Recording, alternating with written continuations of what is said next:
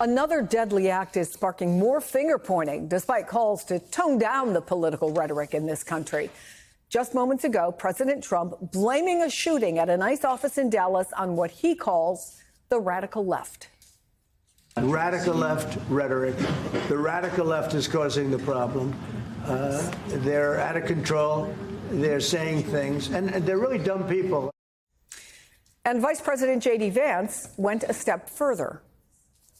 Here's what happens when Democrats, like Gavin Newsom did, say that these people are part of an authoritarian government. What they're doing is encouraging crazy people to go and commit violence. If your political rhetoric encourages violence against our law enforcement, you can go straight to hell and you have no place in the political conversation of the United States of America. Governor Gavin Newsom responded on X, writing, "No thanks, JD. I will not be going straight to hell. Though when I watch you speak, I certainly feel like I'm already there." Joining me, two MSNBC contributors, Sam Stein, managing editor at The Bulwark, and Jeremy Peters, a reporter for The New York Times.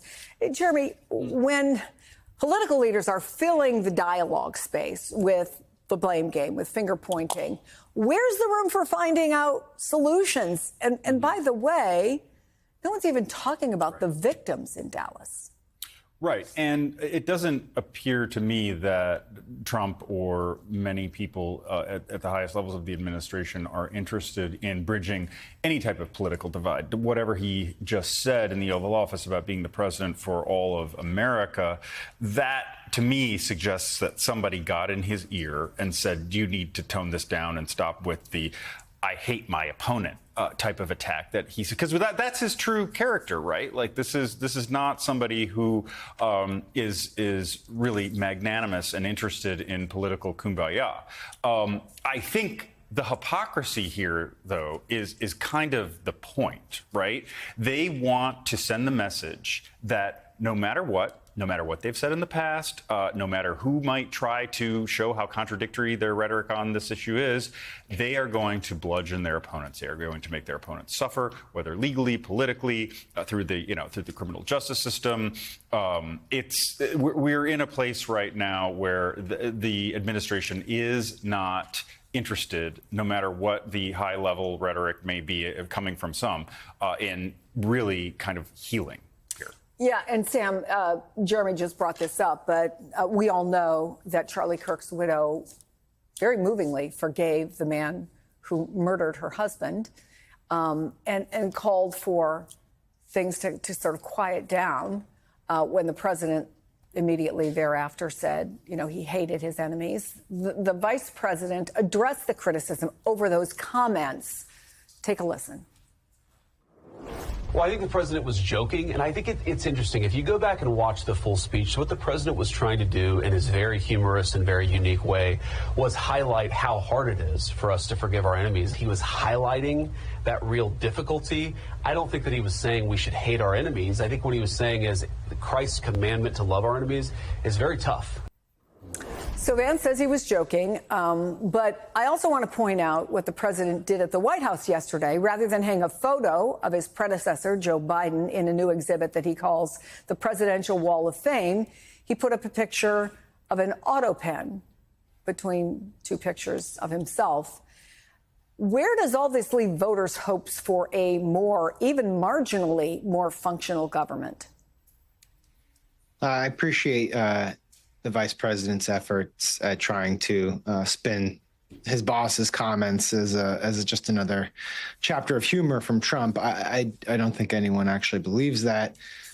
It's not in character for Trump to be magnanimous, as Jeremy points out. At the same time, look, I think on the left, people need to come to some firmer grips with the fact that there is a radicalized portion of people, specifically online, who, in this case, in the ICE situation, it appears, again, we need to wait for more reporting, but it appears this person was a copycat or trying to do a copycat of the killer of Charlie Kirk. And so I think a couple things are happening here. One is both sides automatically decamp into the blame game instantaneously in instances like this, in which they go searching for any sort of parcel or clue that could say, oh, this person was part of the other tribe. And also, each side claims the other one is uniquely at fault. for brewing a culture of violence. And that, of course, doesn't lend itself to any sort of unity. And I think, we're in this ecosystem in which it would be nice for people at the top, for our leaders, for the president specifically, to try to get to a better place, to tone down the rhetoric. That is traditionally what we've seen from our leadership. In this case, that's not what we're seeing. And so while we're already at each other's throats, it gets worsened by the fact that you have people like Donald Trump, Stephen Miller, saying the things that they do at these memorial services. And then you have someone like J.D. Vance sort of trying to figure out a way to spin out of it. Yeah, it's very hard to take someone seriously who says tamp it down when they're doing the exact same thing. And I'm talking about all across the political spectrum, as you point out. Meantime, Jeremy, the president is escalating his rhetoric about what happened at the United Nations, claiming that he was a victim of, quote, triple sabotage, citing a teleprompter malfunction, audio issues during his speech, and the abrupt freeze of the escalator he and the First Lady were riding. And he says the people responsible for the escalator malfunction, quote, should be arrested. Fox News host Jesse Waters then went further. This is an insurrection. And what we need to do is either leave the UN or we need to bomb it.